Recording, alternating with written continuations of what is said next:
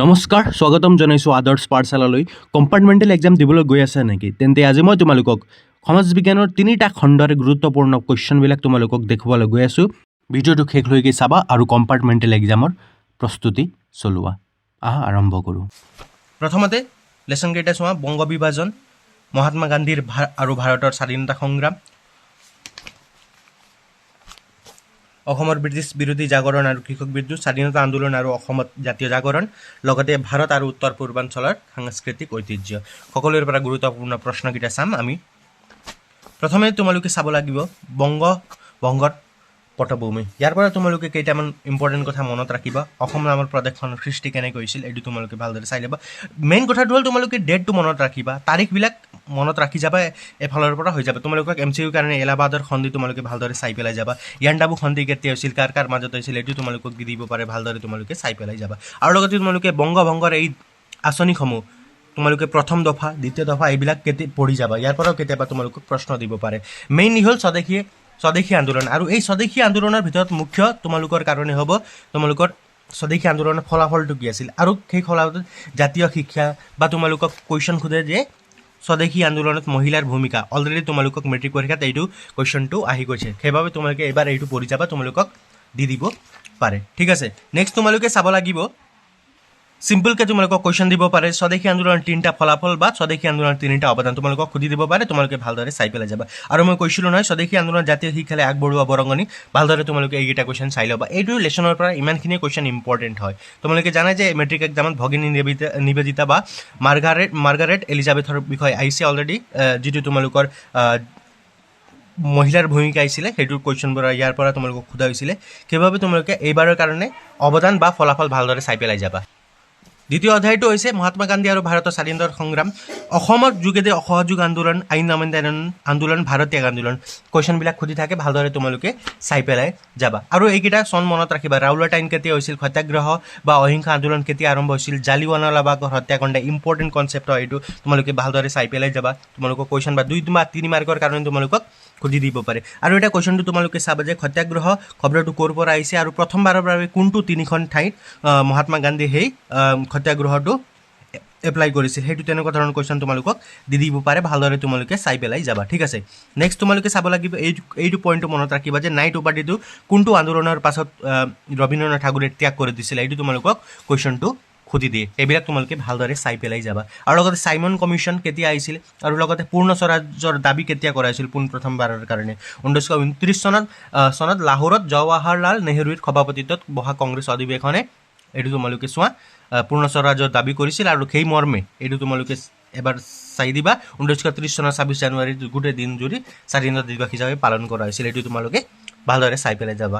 ঠিক আছে, আৰু লগতে তোমালোকে চাব লাগিব, মেইনলি তোমালোকে চাবা এইবাৰৰ কাৰণে তোমালোকে আইন অমান্য আন্দোলনৰ বিষয়ে তোমালোকক সুধি দিব পাৰে, ভালদৰে তোমালোকে চাই পেলাই যাবা। আৰু ভাৰত ত্যাগ আন্দোলনো মষ্ট ইম্পৰ্টেণ্ট কনচেপ্ট হৈ যায় HSLCৰ কাৰণে, প্ৰত্যেকবাৰ এবাৰ বা 2 বছৰৰ পাছত ৰিপিট কৰে, সেইবিলাক তোমালোকে ভালদৰে চাই পেলাই যাবা। আৰু লগতে আগষ্ট বিপ্লৱ বুলি কিয় কোৱা হয়, 42ৰ আন্দোলন, সেইটো তোমালোকক সুধি দিব পাৰে, ভালদৰে চাই পেলাই যাবা। এই যিটো তোমালোকৰ আগষ্ট ক্ৰান্তিৰ ময়দান আৰু কৰিম কিম্বা মৰিম, এইটো তোমালোকৰ বিষয় সুধি থাকে MCQত, এইটো তোমালোকে ভালদৰে চাই পেলাই যাবা। ঠিক আছে, অসমত ব্ৰিটিছ বিৰোধী জাগৰণ আৰু কৃষক বিদ্ৰোহ, ইয়াৰ পৰা তোমালোকে কি চাব লাগিব চোৱা।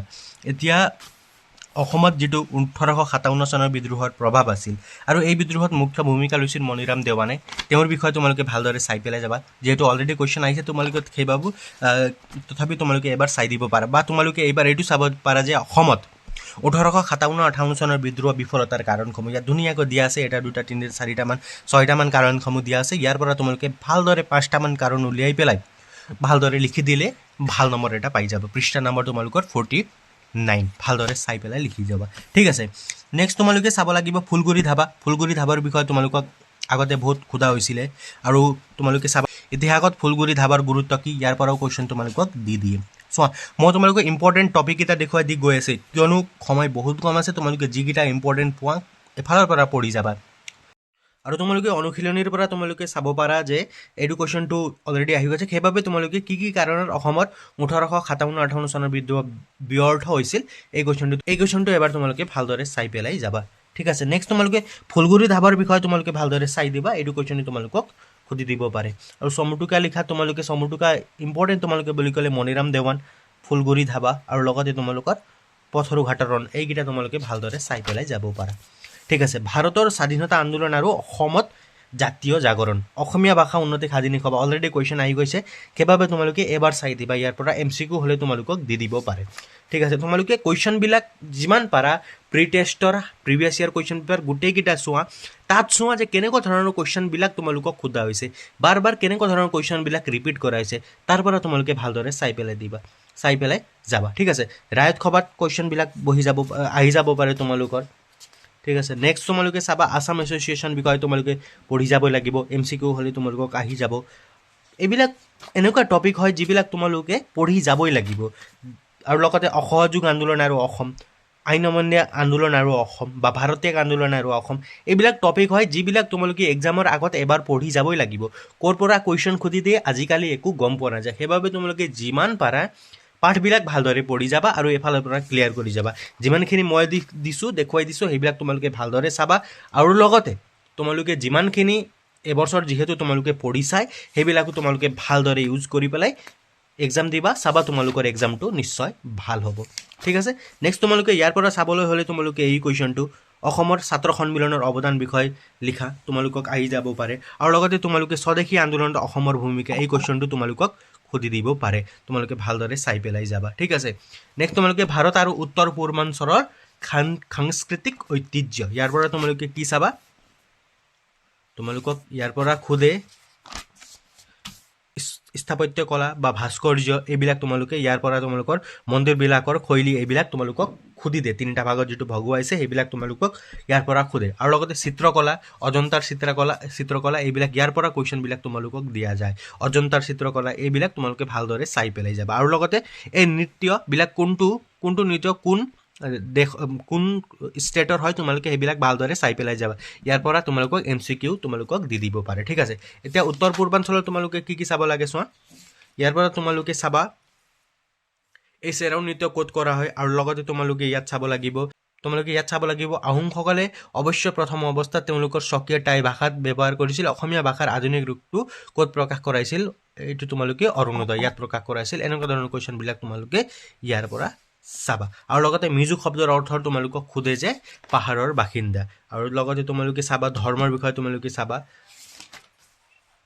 নেক্সট তোমালোকে চাব লাগিব অসমৰ চিত্ৰকলা গীত গোবিন্দ হস্তি বিদ্যাৰ্ণৱ খাচী পাতৰ পুথি এইটো পেৰেগ্ৰাফটো ইম্পৰ্টেণ্ট হৈ যাব সেইবাবে তোমালোকৰ কাৰণে ভালদৰে চাই পেলাই যাবা যিবিলাক কুৱেশ্যনবিলাক তোমালোকক দেখুৱাইছোঁ সেইবিলাক অকল চাই নাযাবা বেলেগো তোমালোকে ভালদৰে চাই পেলাই যাবা আৰু তোমালোকে চাবা ঝুম খেতি মানে কি এই কুৱেশ্যনটো তোমালোকক ইয়াত কৰি দিব পাৰে এই ভাৰতীয় চিত্ৰকলা কি ভাগত ভগাব পাৰে এই কুৱেশ্যনটো তোমালোকৰ কাৰণে ইম্পৰ্টেণ্ট হৈ যাব পাৰে আৰু লগতে ভাৰতৰ ভাস্কৰ্য শিল্প কৰাৰ তিনিটা প্ৰধান শৈলী কি এইটো দেখুৱাইছোঁ অলপ আগতে সেইটো তোমালোকে চাবা আৰু লগতে তোমালোকে চাবা যে ভাৰতৰ যোগ বিদ্যাৰ বিষয়ে তোমালোকে ভালদৰে চাই পেলাই যাবা ঠিক আছে নেক্সট তোমালোকে চাব পাৰা ইয়াৰ পৰা অসমৰ চিত্ৰকলাৰ ঐতিহ্যৰ সমূহ ইম্পৰ্টেণ্ট কুৱেশ্যন হৈ যাব পাৰে তোমালোকৰ কাৰণে ঠিক আছে যিবিলাক তোমালোকক দেখুৱাইছোঁ গোটেইকেইটা ভালদৰে চাই পেলাই যাবা অকল ইম্পৰ্টেণ্ট টপিককেইটাই মই তোমালোকক দেখুৱাই দি গৈ আছোঁ যিবিলাক অহাৰ তোমালোকৰ এক্সামত চান্স আছে তেনেকুৱা ধৰণৰ কুৱেশ্যনবিলাক তোমালোকক দেখুৱাইছোঁ ঠিক আছে অকল এইকেইটাই চাই নাযাবা মই ৰিপিট কৰিছোঁ যিবিলাক মই তোমালোকক কৈছোঁ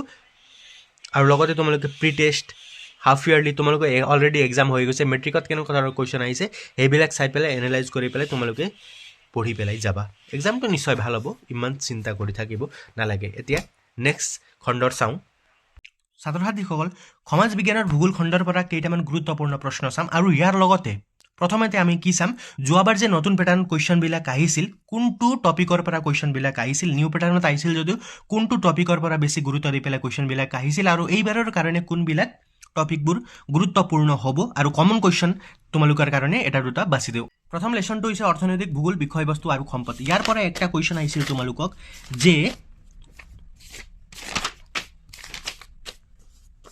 এইটো কুৱেশ্যন আহিছিল যে তোমালোকক সম্পদবোৰৰ স্থানিক সম্পদ কাক বোলে এইটো কুৱেশ্যন তোমালোকক আহিছিল বা চিৰ বিৰাজমান সম্পদ কাক বোলে এইটো কুৱেশ্যন যোৱাবাৰ তোমালোকৰ আহিছিল 2025 চনৰ HSLC ইয়াৰ পৰা কুৱেশ্যনটো সোধা হৈছিল আৰু নেক্সট তোমালোকৰ পৰিৱেশ আৰু পৰিৱেশৰ সমস্যাৰ পৰা তোমালোকক এইটো কুৱেশ্যনটো পৰিৱেশৰ সমস্যা অৰ্থাৎ এইটো ইয়াৰ পৰা যান বাহনৰ ফলত সন্মুখীন তিনিটা পৰিৱেশিক সমস্যা তোমালোকৰ এটা কাকতৰ সৰু অংশ দি পেলাই তোমালোকক কোৱা হৈছিল যে গুৱাহাটীত যান বাহনৰ ফলত সন্মুখীন হোৱা তিনিটা পৰিৱেশিক সমস্যা অৰ্থাৎ আল্টিমেটলি ক'বলৈ গ'লে যান বাহনৰ ফলত সন্মুখীন হোৱা তিনিটা পৰিৱেশিক সমস্যা যান বাহনেৰে পহৰা যিবোৰ গেছ ওলায় তাৰ পৰা পৰিৱেশ সমস্যাৰ কেনেধৰণৰ পৰিৱেশ সমস্যা হয় তাৰ বিষয়ে লিখা সেইটোৱেই আল্টিমেটলি সেইটোৱে কিন্তু নতুন পেটাৰ্ণত কুৱেশ্যনটো সুধি দিছিলে নিউ পেটাৰ্ণত নেক্সট কুৱেশ্যন চোৱা পৃথিৱীৰ ভূগোল পৰা তোমালোকক কুৱেশ্যন আহিছে তোমালোকে জানানে তোমালোকক প্ৰশান্ত মহাসাগৰ আৰু আটলান্টিক মহাসাগৰৰ তোমালোকৰ কম্পেৰিজন কৰিবলৈ দিছিল যেনে অৱস্থিতি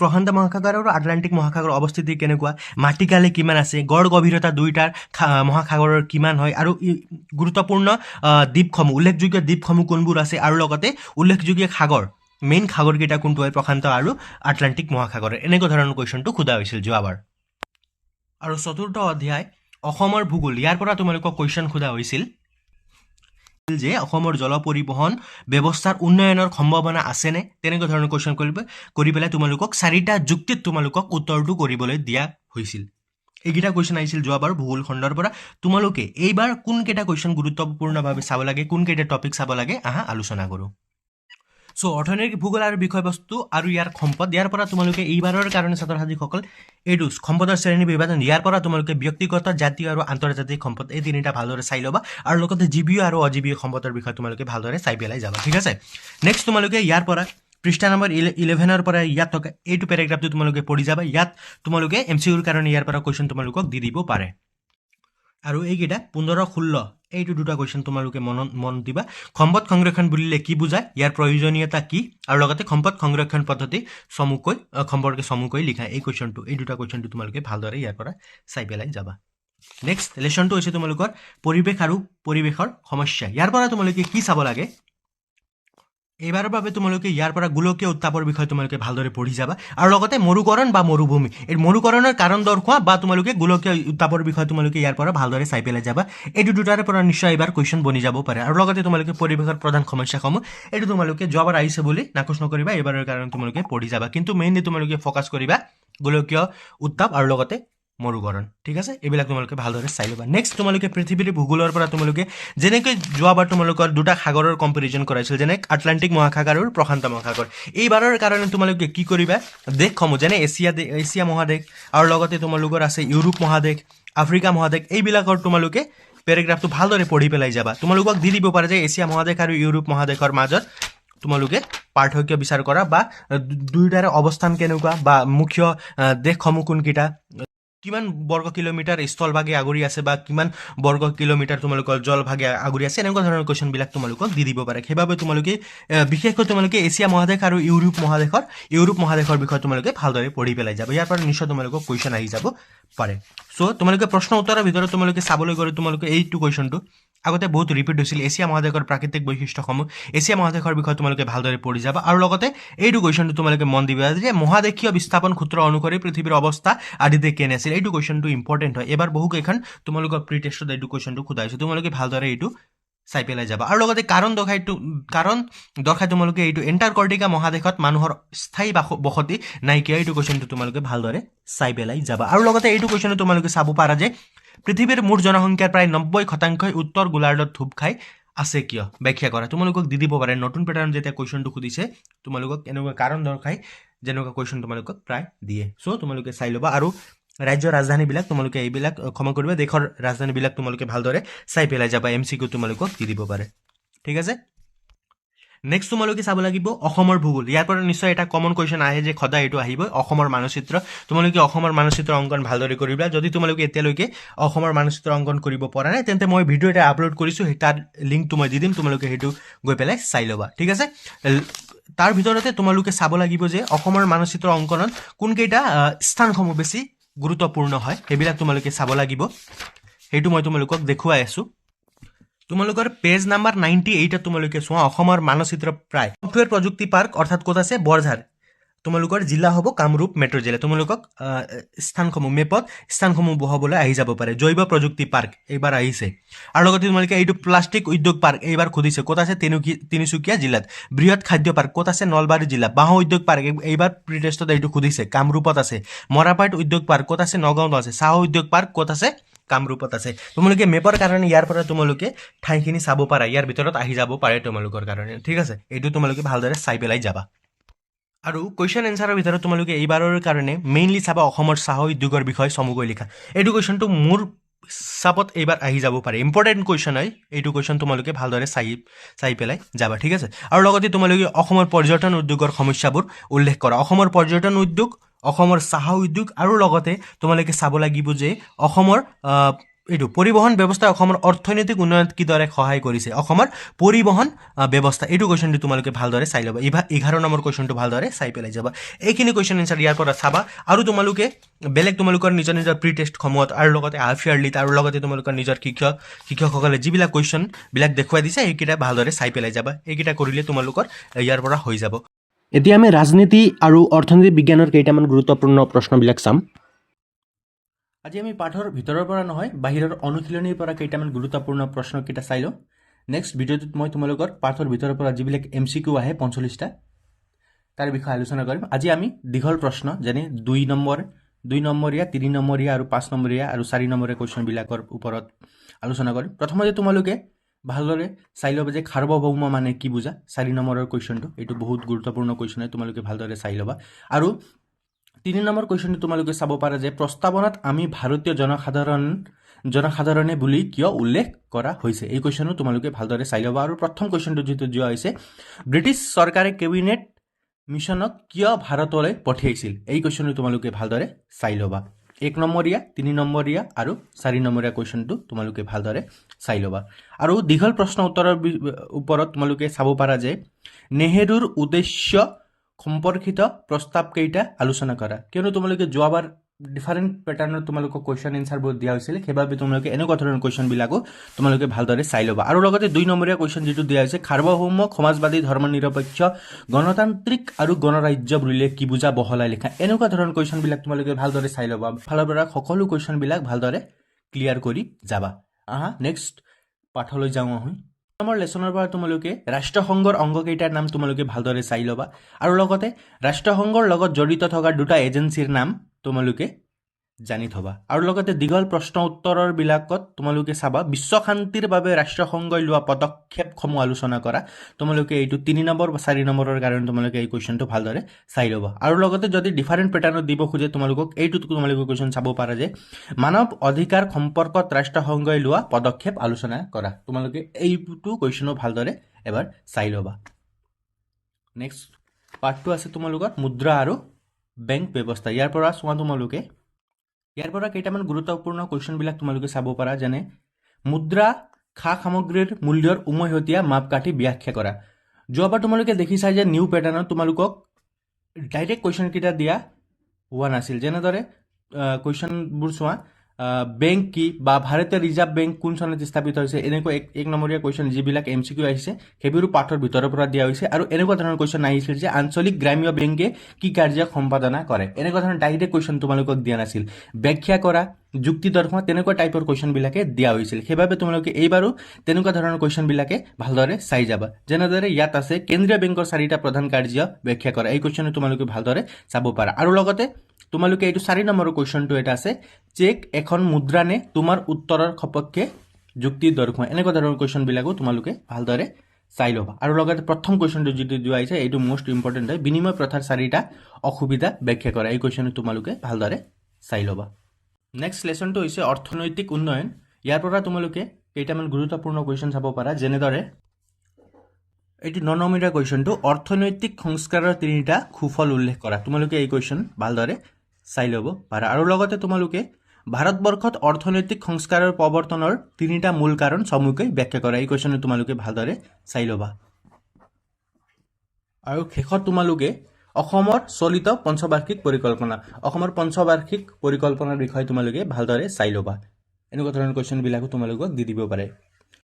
ভালদৰে পঢ়া শুনা কৰি থাকিবা। আৰু যিবিলাক কুৱেশ্যনবিলাক মই দিছোঁ সেইবিলাকৰ লগতে তোমালোকৰ যিকেইটা আহিব যেন লাগে, ইম্পৰ্টেণ্ট যেনেকুৱা লাগে কুৱেশ্যনবিলাক তোমালোকে চাই ল'বা। আৰু লগতে বিভিন্ন জিলাসমূহৰ হাফ ইয়াৰলিৰ লগতে ইউনিট টেষ্ট তেনেকুৱা ধৰণৰ কুৱেশ্যনবিলাক যিবিলাক তোমালোকে পোৱা সেইবিলাকৰ ওপৰত তোমালোকে প্ৰেক্টিছ কৰি যাবা। আৰু বিশেষকৈ যোৱাবাৰৰ যিটো কুৱেশ্যনৰ পেটাৰ্ণ আছিল তেনেকুৱা ধৰণৰ কুৱেশ্যনবিলাক তোমালোকে ভালদৰে চাই ল'বা। আৰু প্ৰিভিয়াছ ইয়াৰ পেপাৰ যিমান তোমালোকে প্ৰেক্টিছ কৰি যাবা সিমানে তোমালোকৰ কাৰণে ভাল হ'ব।